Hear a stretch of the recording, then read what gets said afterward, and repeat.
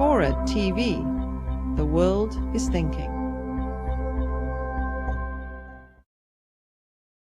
I'm going to briefly remind you of some of the reasons why religion can't be the repository of our moral wisdom generally. One is that when we go to Scripture, we're the guarantors of the wisdom we find there. We find the golden rule, and we say, aha, that's why you should read the Bible. Okay, that's just about the wisest thing ever said.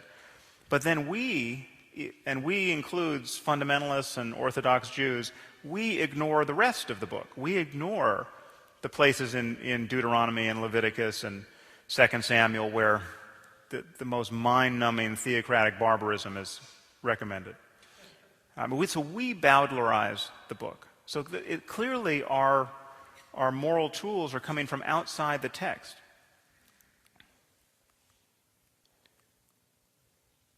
There's also the fact that there's obvious contradictions between the world's faiths. And this is a map of world religion. This is an example I've taken from my colleague Richard Dawkins. This is not how knowledge spreads over the face of the earth. I mean, there's no reason, if you're in the business of understanding truths of any kind, truths about human well-being, truths about the universe, you wouldn't expect your belief system to hug national boundaries in this way. And no one, I think, just imagine India. Is it possible that they believe, the billion Hindus in India at the moment, that they alone, among all the world's people,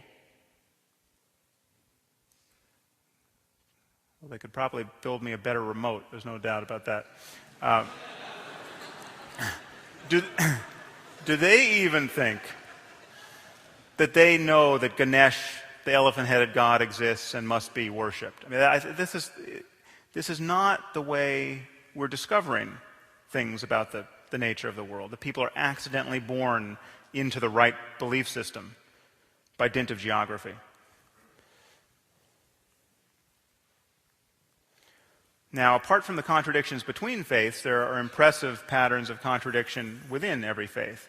Each one of these red arcs is linking two verses in the Bible that are just deal breakers for omniscience.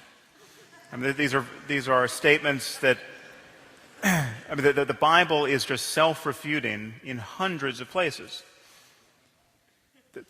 Jesus was crucified the day before the Passover meal. Jesus was crucified the day after the Passover meal. I mean, you just cannot make sense of these two claims.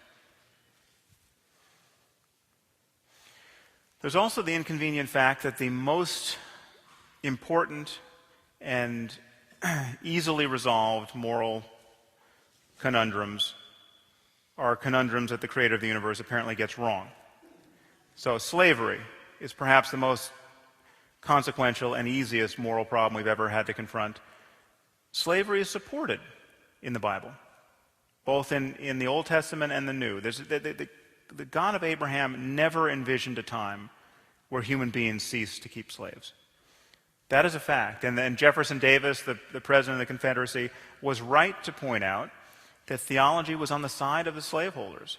I mean, it was despite theology that we got rid of slavery.